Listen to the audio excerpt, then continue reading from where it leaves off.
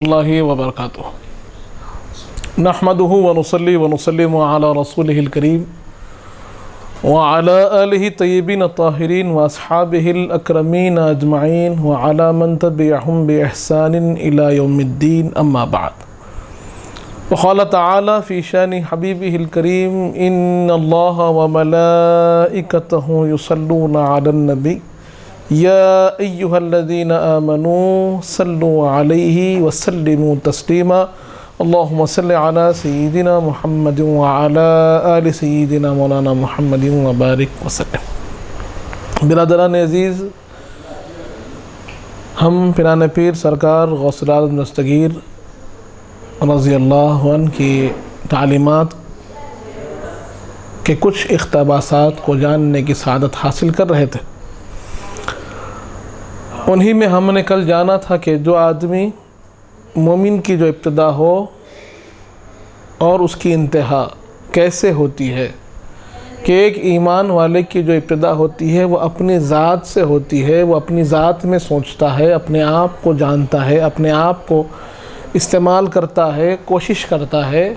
और एक वक्त ये भी आता है कि वो फिर इस बात को समझ लेता है कि हकीकी ज़ात, हकीकी वजूद और हकीकी इख्तियार और क़ुदरत किसी की है तो वह रब्बे ज़ुल जलाल की है। किसी ज़ात पर भरोसा करना चाहिए तो वो अपने आप पर नहीं बल्कि अल्लाह की ज़ात पर भरोसा करना चाहिए, और इसी तरह उसका सफ़र कमाल की तरफ पहुँचता है। और आज का जो दर्स है, जो पिराने पीर सरकार ने हमें समझाया है, वो है कि आदमी अगर कामयाबी की तरफ चलना चाहे, अल्लाह के रास्ते पर आगे बढ़ना चाहे, तो उसका सबसे पहला कदम उसके नफ्स पर होना चाहिए। इसीलिए वो बात, वो मखौला, वो फरमान पिराने पीर का बड़ा मशहूर है कि आप जहाँ फरमाते हैं कि आदमी के अपने रब की बारगाह में पहुँचने के लिए दो कदम हैं। एक इंसान, एक बंदा अगर अपने रब की बारगाह में पहुंचना चाहता है, अल्लाह के सामने अपने आप को हाजिर करना चाहता है, अल्लाह का मुक़र्रब बनना चाहता है, अल्लाह के ख़ास बंदों में अपने आप को शुमार और शामिल करना चाहता है, तो पिराने पीर फरमाते हैं कि उसके लिए उसके दो कदम हैं।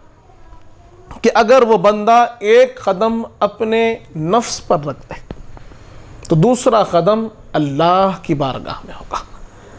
बड़े ही आसान अंदाज में पिराने पीर सरकार ने उसके सफ़र को बयान फरमाया कि कहाँ से कहाँ सफ़र उसका हो सकता है। कि पहला कदम उसे अपने नफ्स पर रखना होगा। बिरादरान अज़ीज़, नफ्स को समझने की ज़रूरत है, नफ्स की कैफ़ियत को जानने की ज़रूरत है। और कुरान मजीद, अहादीस करीमा जिस तरफ हमें बताते हैं कि नफ्स की हकीकत, उसके कैफ़ियत, उसके मरातिब क्या है, उसको भी जाने तो बात वाज़े होगी। एक तरफ कुरान मजीद में, एक तरफ जहाँ पर अल्लाह ने बयान किया कि इन्नन नफ्सा लअम्मारतुम बिस्सू, कि नफ्स वो है जो बुराई का हुक्म देता है। नफ्स का मामला ये है कि वो बुराई का हुक्म देता है। तो बुराई के हुक्म के दो ज़रिए हो गए।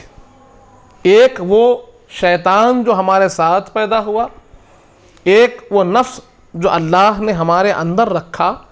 ये दोनों आपको बुराई का हुक्म देते हैं कि बुराई की तरफ राग़िब करते हैं, बुराई की तरफ ले जाते हैं, ऐसे ख्वाहिशात दिल में पैदा करते हैं जो गुनाह की तरफ आपको राग़िब करे। और एक वो फरिश्ता है जो आपके साथ अल्लाह ने पैदा किया, और एक रूह जो अल्लाह ने आपके अंदर रखी। ये दो चीज़ें हैं जो आपको अच्छाई की तरफ ले जाते हैं। कि आप जब किसी मामले को बग़ौर देखें, अपने किसी फ़ैसले को बग़ौर सोचें, तो आपको मालूम होगा कि वहाँ पर आपके अंदर दो कैफ़ियत आपने पाई, दो कैफ़ियत पाए, दो आवाज़ें अंदर से आपने सुनी कि एक अच्छाई की तरफ ले जाती है, एक आवाज़ बुराई की तरफ ले जाती है। और इसके अंदर आपकी सोहबत, आपकी दोस्ती, आपकी तरबियत, आपकी फ़िक्र, आपकी सोच, ये तमाम चीज़ें इसमें काम करती हैं। कि आप किस आवाज़ को सुने, आप किस आवाज़ की तरफ तवज्जो देते हैं? कि हदीस पाक में आता है कि दोनों आवाज़ें इंसान को आती हैं। जब कभी वो किसी चीज़ की तरफ जाना चाहता है, अच्छाई की तरफ जाना चाहता है, तो एक आवाज़ आती है कि हाँ तुम आगे बढ़ जाओ, हाँ तुम आगे बढ़ जाओ, ये तुम्हारे लिए अच्छी चीज़ है। एक आवाज़ आती है कि इस रास्ते पे मत जाओ, रुक जाओ। तो ये अच्छाई की तरफ जाने वाली जो रग़बत देने वाली आवाज़ है वो फरिश्ते की आवाज़ है, और दूसरी आवाज़ जो आपको रोकती है वो शैतान और नफ्स की आवाज़ है। इसी को अल्लाह ने बयान किया कि नफ्स वो है जो तुम्हें बुराई की हुक्म देता है, बुराई का हुक्म देता है, और अंदर से ये बात पैदा होती है, ये ख्वाहिश पैदा होती है कि हम बुराई की तरफ जाएं। कोई देख नहीं रहा है, कोई जानता नहीं है, कोई पहचानता नहीं है, अब ये अमल कर लें तो क्या होगा। बिरादरान अजीज़, तो फिर यहाँ पर नफ्स की इस कैफियत को समझना होगा कि उसकी बुनियाद क्या है, कि वो बुराई का हुक्म देता है, आपको बुराई की तरफ ले जाता है। और इसी के लिए अल्लाह फरमाता है क़द अफ़लह मन तज़क्का, कि कामयाब है वो जिसने अपने नफ्स को इस बुराई से पाक किया, अपने नफ्स की तरबियत की और उसे बुराई से पाक किया, साफ़ किया, और उसे आरास्ता किया अल्लाह के ज़िक्र से, उसे आरास्ता किया हुज़ूर पाक की इताअत से, हुज़ूर पाक की सुन्नतों से, और उसकी तरबियत की। नफ्स की तरबियत होती है, जैसे हम बच्चों की तरबियत करते हैं, अपने छोटे बच्चों को सिखाते हैं, अपने मातहतीन को समझाते हैं, वैसे ही सबसे पहले किसी चीज़ की तरबियत की ज़रूरत है, किसी चीज़ की सलाहियत की ज़रूरत है, किसी चीज़ को सही रास्ते पर लाने की ज़रूरत है, तो वो हमारे अपने नफ्स को है, कि जो हमें बुराई की तरफ राग़िब करता है, उसे अगर आप तैयार करें, उसे आप अगर सिखाएं, तो फिर वो अम्मारा से निकलता है, बुराई के हुक्म देने वाले से निकलता है। तो दूसरा दर्जा जो बताया गया कुरान में, अहादीस करीमा में, वो लव्वामा का है। नफ्स लव्वामा, लव्वामा का मतलब होता है जो आपको मलामत करे, जो आपको इस चीज़ का एहसास दिलाए कि अगर कोई गुनाह आपसे होता है तो फिर आपको उस पर शर्मिंदगी होती है, आपको उस पर नदामत होती है, आपको अपनी गलती का एहसास होता है। वो नफ्स की कैफियत लव्वामा कहलाती है, कि वो कहता है कि तो उससे गलती हुई। कुछ तो ऐसे हैं कि जिसको कोई एहसास नहीं, गलती होती है तो कोई एहसास नहीं, जुल्म होता है तो कोई एहसास नहीं, किसी का माल खा जाते हैं कोई एहसास नहीं, हराम तरीक़े से पैसे कमा लिए कोई एहसास नहीं, निगाहों ने गुनाह किया, गैर महरम की तरफ निगाहें चली गई, कोई एहसास नहीं, गलत बात को सुना, कोई एहसास नहीं होता, तो वो अम्मारा के तहत बह गया। कुछ ऐसे होते हैं कि अगर उसकी सोहबत अच्छी हो, अगर उसकी तरबियत अच्छी हो, वालिदैन ने सही तरीक़े से तरबियत की है, लेकिन गुनाह हो गया, तब उसको एहसास होता है, कहीं ना कहीं अंदर से एक आवाज़ को वो सुनता है कि तुझसे गलती हो गई, तुझसे गलती हो गई। तो ये नफ्स की कैफियत कहलाती है लव्वामा, कि जो आपको मलामत करे। तीसरी एक कैफियत जिसको अल्लाह तबारक व तआला कुरान मजीद में बयान फरमाता है, वो है नफ्स मुतमइन्ना, कि जिसके लिए अल्लाह फरमाता है या अय्यतुहन नफ्सुल मुतमइन्ना इरजिई इला रब्बिक राज़ियतम मर्ज़िया। ये कैफियत नफ्स की ही है, नफ्स को ही अल्लाह कह रहा है कि ए नफ्स मुतमइन्ना, कि जो अल्लाह की कुदरत पर, अल्लाह की मशीयत पर, अल्लाह की मर्जी पर मुतमइन हो जाए, कि उसे अब किसी और ख्वाहिश, किसी और तरफ जाने की ज़रूरत नहीं, वो अल्लाह के हुक्म पर मुतमइन हो गया है, उसे नफ्स मुतमइन्ना कहते हैं। इसीलिए अल्लाह नफ्स मुतमइन्ना की फ़जीलत को बयान करते हुए फरमाता है कि ए नफ्स मुतमइन्ना इरजिई इला रब्बिक राज़ियतम मर्ज़िया, कि जब किसी का नफ्स मुतमइन हो जाता है, जब किसी का नफ्स अल्लाह की मर्ज़ी पर राज़ी रहता है, अपनी ख्वाहिशात की उसके पास कोई हकीकत नहीं होती, और उसको वो दबाता हुआ अल्लाह की मर्ज़ी को, अल्लाह के हुक्म को अपनी ख्वाहिश पर तरजीह देता है, अहमियत देता है, और उसे राजिह कर देता है, तो फिर वो नफ्स मुतमइन्ना के रास्ते पर अपने आप गामजन करता है। और एक मुकाम ये भी आता है कि खुद परवरदिगार उसे आवाज़ देता है कि जब उसकी रहलत का मामला आता है, इंतकाल का मामला आता है, तो फिर अल्लाह की तरफ से उसके लिए खुशखबरी होती है कि ए नफ्स मुतमइन्ना, ए जिसका दिल मुतमइन था अल्लाह की इताअत पर, जिसका दिल मुतमइन था अल्लाह की रज़ा पर, अल्लाह के हुक्म पर, तो फिर अल्लाह की तरफ से तुम खुशखबरी सुन लो कि तुम हमारे नेक बंदों में शामिल हो जाओ, आ जाओ हमारी तरफ, जो तुम्हारी असल है, जो तुम्हारी हकीकत है, आखिरत ही तुम्हारा असल मुकाम है। आ जाओ, अल्लाह की तरफ आ जाओ, हमारे नेक बंदों में शामिल हो जाओ। और कैसे शामिल हो? राज़ियम मर्ज़िया, कि तुम अल्लाह से राज़ी और अल्लाह तुमसे राज़ी। ये मकाम नफ्स मुतमइन्ना का है कि जिस तरफ वही नफ्स है जो गुनाह के साथ दोज़ख की तरफ ले जा रहा है, जिसको अल्लाह फरमा रहा है कि एक नफ्स ऐसा भी होता है जो गुनाह का हुक्म देता है, तो दूसरी तरफ उसी नफ्स की इस्लाह होती रही, उसको सुधारता गया, बंदा उसको सुधारता गया, उसकी तरबियत करता गया, तो एक मकाम यहां पर भी पहुंच जाता है कि जहां अल्लाह उसी नफ्स को कहता है कि अब वह नफ्स मुतमइन्ना हो गया है, वो अल्लाह उससे राजी है, वो अल्लाह से राजी है। ये कैफियत नफ्स मुतमइन्ना की है। और ये खुसूसियत है नफ्स की कि अगर नफ्स को बेकाबू छोड़ दें, अगर उसको बेलगाम छोड़ दें, तो फिर मामला ये होगा कि वो आदमी को गुनाह की तरफ लेकर चला जाएगा, बंदे को गुनाह की तरफ, दोज़ख की तरफ लेकर चला जाएगा।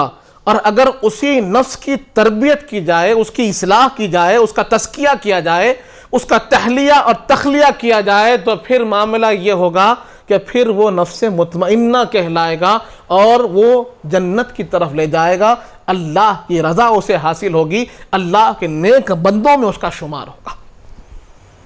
बिरादरान अजीज़, ये दोनों के दरमियान एक आम बंदे और एक बंदे कामिल का सफ़र है कि आम बंदे का सफ़र शुरू होता है कि उसका नफ्स उसे बुराई का हुक्म देता है, गुनाह की तरफ ले जाता है, लेकिन जब ये बंदा अपने नफ्स पर तवज्जो देता है, अपने आप को गुनाहों से बचाता है, उसकी तरबियत करता है, उसका तज़किया करता है, उसे अल्लाह के ज़िक्र से पाक करता है, हुजूर पाक की पर दुरूद पढ़ कर उसे पाक करता चला जाता है, इस्तिग़फ़ार कर कर अपने गुनाहों की माफ़ी मांगते हुए, गुनाहों से बचते हुए जब चलता है, तो उसका नफ्स गुनाहों से पाक होकर इत्मीनान की तरफ जाने लगता है।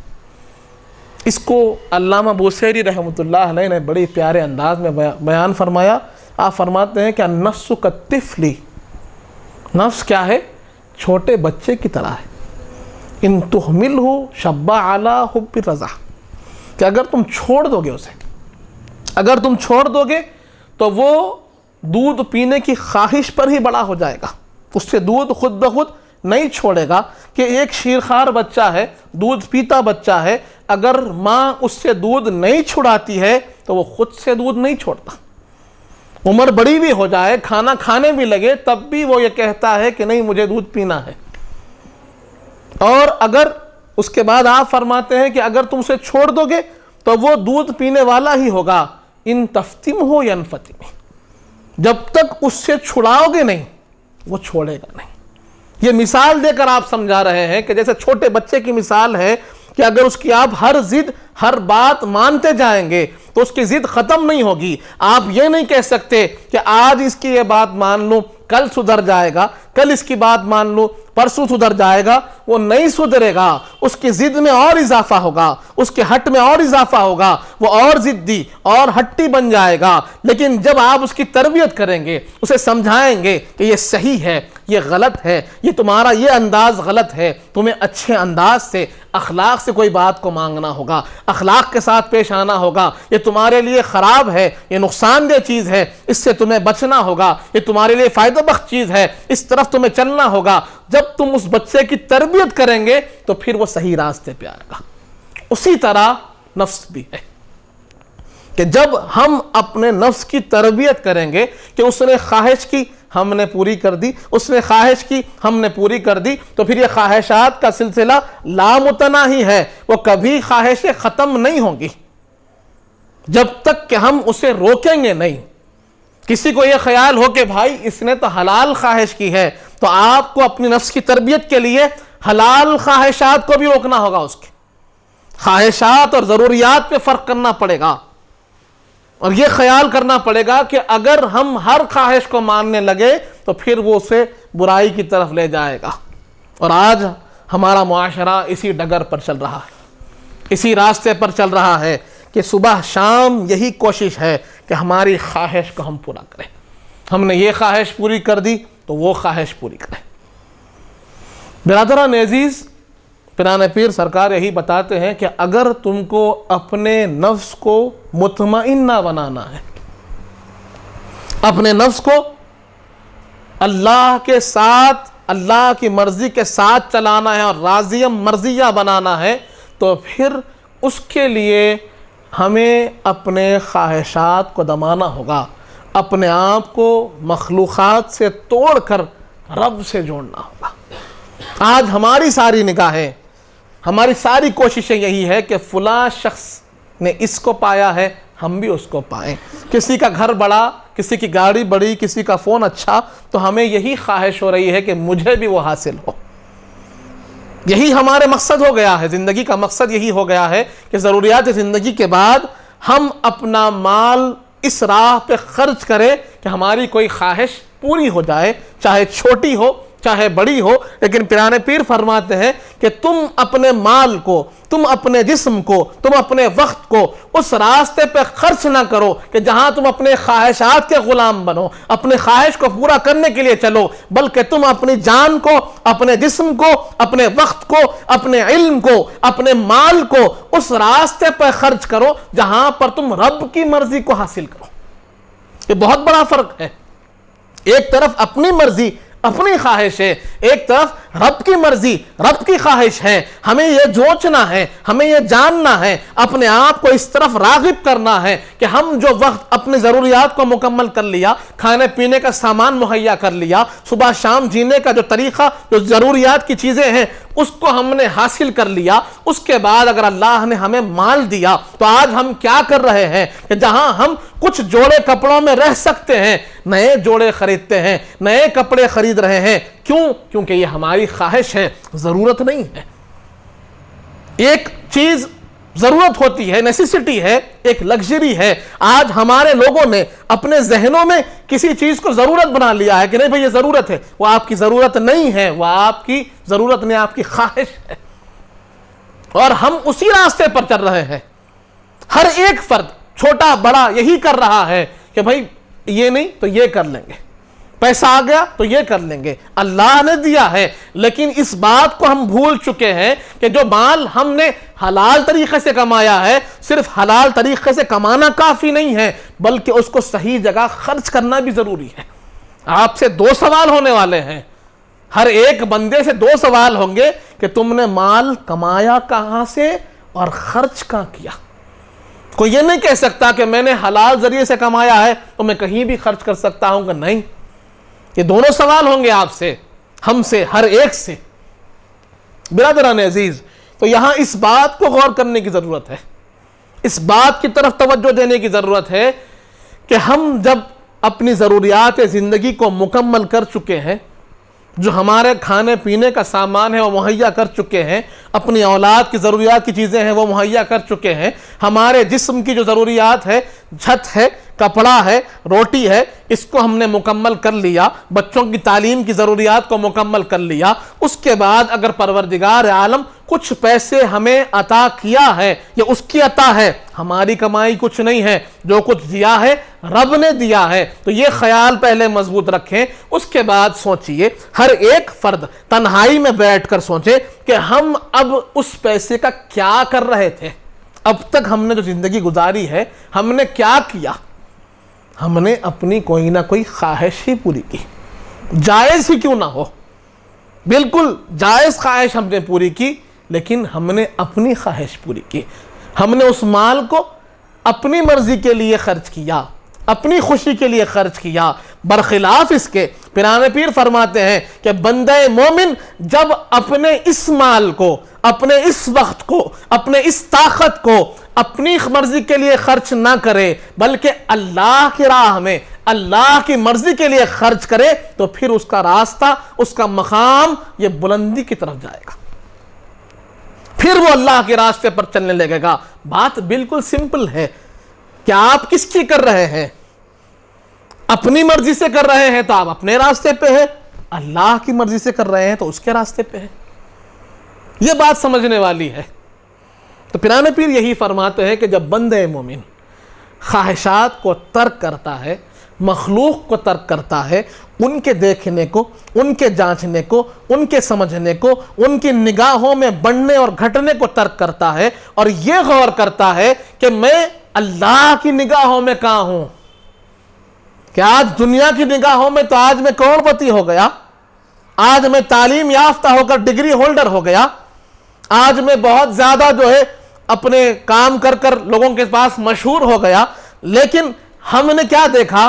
लोगों के बुनियाद से देखा, लोगों की नजरों से देखा, लोगों के एस्पेक्ट से देखा, उनके निगाहों से हमने अपने आप को देखा और उनके दरमियान में कोई मकाम, कोई कुर्सी, कोई ओहदा पा लिया तो अपने आप को कामयाब समझा। लेकिन पिराने पीर फरमाते हैं कि एक मोमिन की कामयाबी का रास्ता वहां से शुरू होता है कि जब वो अपने आप को मखलूक से काट ले, मखलूक की निगाहों से, उनकी फिक्रों से काटे और अपने आप को रब से जोड़े।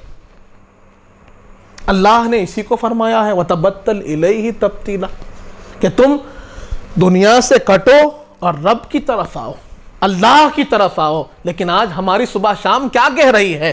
क्या इस बात की वो गवाही दे रही है? यह हमें सोचना है। हमारा अमल इस बात की गवाही दे रहा है? यह हमें सोचना है कि हम अपने माल को कहां खर्च कर रहे हैं, अपनी ख्वाहिश पर या लोगों के दिखावे, लोगों की दिखाने के लिए या फिर रब को मनाने के लिए। ये सोचिए कि आज हमारी हर तकरीब को देखिए, हमारे हर फंक्शन को देखिए, उसकी गवाही देगा। आज हमारा हर अमल, हमारी ख्वाहिश का पूरा करना उसकी गवाही देगा। तो बिरादरान अजीज, यहां हम नादानिस्ता तौर पर किस रास्ते पर चल पड़े हैं वो देखिए। इसीलिए पिराने पीर फरमाते हैं कि अगर तुम्हें कामयाब होना है तो मखलूक से कटो, रब से जुड़ो। रब से जुड़ो कि अब पैसा अल्लाह ने दे दिया, कुछ माल हमारे हाथ में है, हमें यह ख्याल होता है कि भाई मैंने ज़कात तो निकाल दी साल में एक मरतबा अगर मुझ पर ज़कात फ़र्ज है तो मैंने ज़कात निकाल दी। अब इसके बाद अल्लाह ने माल दिया, क्या करूं? तो मैं अपनी ख्वाहिश पूरी करूंगा। ये आम आदमी, एक आम आदमी।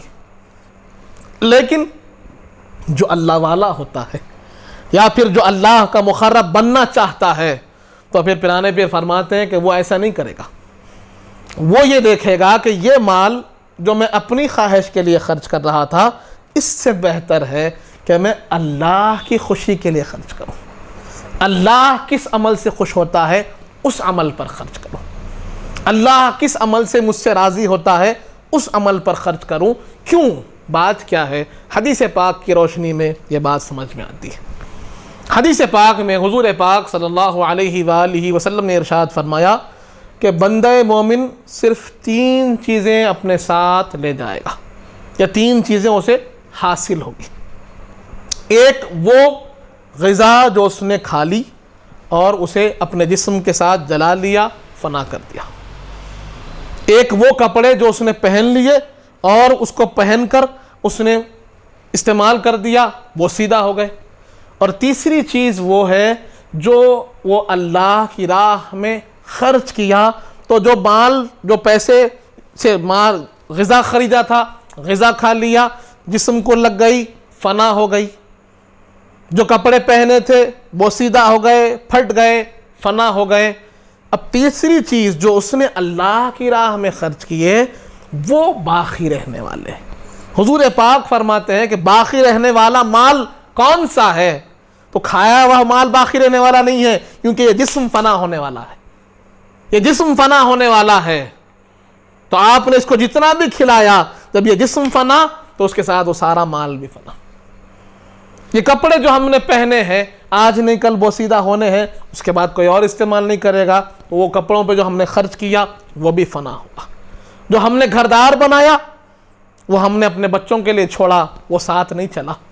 जो हमने कमाया बैंक में रखा, वो हमने अपने वरसा के लिए तर्क कर दिया, कुछ उससे हासिल नहीं हुआ। लेकिन आपकी खबर में, हमारी खबर में जो साथ चलने वाली चीज़ है, वो माल जो हमने अल्लाह की राह में खर्च किया, वो अमल जो हमने अल्लाह की खुशी के लिए किया, तो वो चीज़ हमको वहाँ फ़ायदा देने वाली है। तो बिरादरान अजीज़, आज हम देखते हैं कि हमारी सारी कोशिश अच्छे कपड़े पहनने पे है, अच्छा खाने पे है, अच्छा रहने पे है, ये जायज़ है। लेकिन इससे बेहतर अमल ये है कि इस पे ज़्यादा खर्च करने से बेहतर अल्लाह की राह में खर्च करें, अल्लाह की राह में खर्च करें, अल्लाह के गरीब बंदों पे खर्च करें कि जहाँ वो बंदे भूखे रह रहे हैं, कई कई दिन का फाका है, उनके लिए आप कुछ कीजिए, उनके लिए कुछ कीजिए कि खुद बेहतर खाना, अच्छा खाना खा सकते हैं, लेकिन उससे बेहतर है कि हम सादा खाना खाएं और भूखे को खाना खिला दें जो कई दिन से भूखा है। ये बेहतर है। इस फिक्र को हमें आम करना है। पिराने पीर सरकार यही समझाते हैं और आगे बताते हैं कि जब बंदा इस डगर पर, इस राह पर चलने लगे, तो मामला ये होता है कि इसके बाद एक मौका ये भी आता है कि अल्लाह उसे ऐसा अता फरमाता है, ऐसा देता है जहां से उसने गुमान तक नहीं किया होगा, जहां से वो सोच नहीं सकता, अल्लाह वो देता है। और पिराने पीर आगे फरमाते हैं कि इस रास्ते पर चलने लगे बंदा, तो फिर एक आलम यह भी आता है, एक मंजिल यह भी आती है, जब बंदा अपने आप को फना करे, अपनी मर्जी को, अपनी ख्वाहिश को ख़त्म कर दे और फिर अल्लाह की मर्जी को, अल्लाह की ख्वाहिश को अपने ऊपर गालिब कर ले, तो फिर पिराने पीर फरमाते हैं कि अगर कोई इससे मुंसलिक हो जाए, इस बंदे से कोई इससे मिलने आके और इससे कोई चीज़ मांग ले और ये उसके हक में दुआ करे, तो फिर अल्लाह उसे भी अता करता है।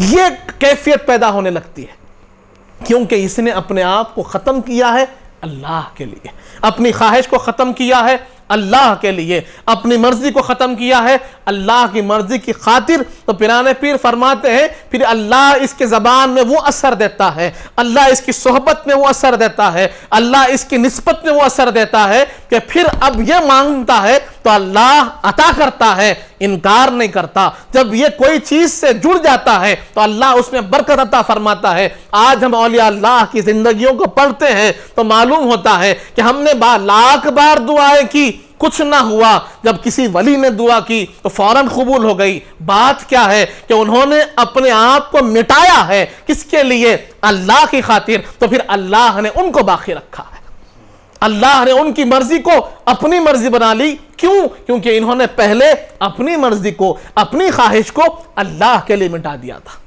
इसीलिए तो अल्लाह ने क्या फरमाया, या अय्यतुहन नफ्सुल मुतमइन्ना इरजिई इला रब्बिकी राज़ियतम मर्ज़िया, कि एक मकाम यह भी आएगा कि अल्लाह तुमसे राजी हो जाएगा और तुम अल्लाह से राजी हो जाएंगे और अल्लाह तुमसे राजी हो जाएगा।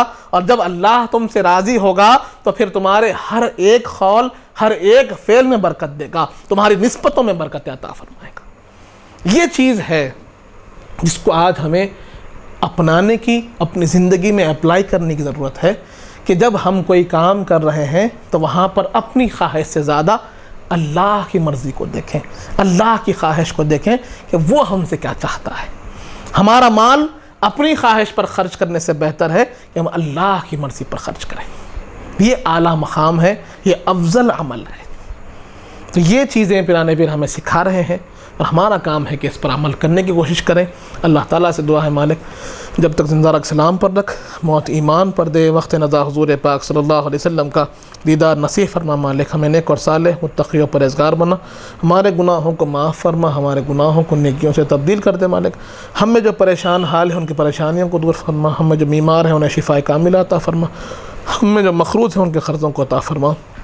जो कुछ कहे हैं, जो कुछ सुने हैं, उस पर अमल करने की तौफ़ीक़ अता फरमा। हुज़ूर पाक सल्लल्लाहु अलैहि वसल्लम का सच्चा ग़ुलाम बना। मालिक अहले बैत अत्हार का सच्चा ग़ुलाम बना, सहाबा किराम का चाहने वाला बना, औलिया अल्लाह का चाहने वाला बना, उनके बताए हुए रास्ते पर चलने की तौफ़ीक़ अता फरमा। व सल्लल्लाहु तआला अला खैरि खल्क़िही सय्यिदिना मुहम्मदिन व अला आलिहि व सहबिही वसल्लम वल्हम्दुलिल्लाहि रब्बिल आलमीन।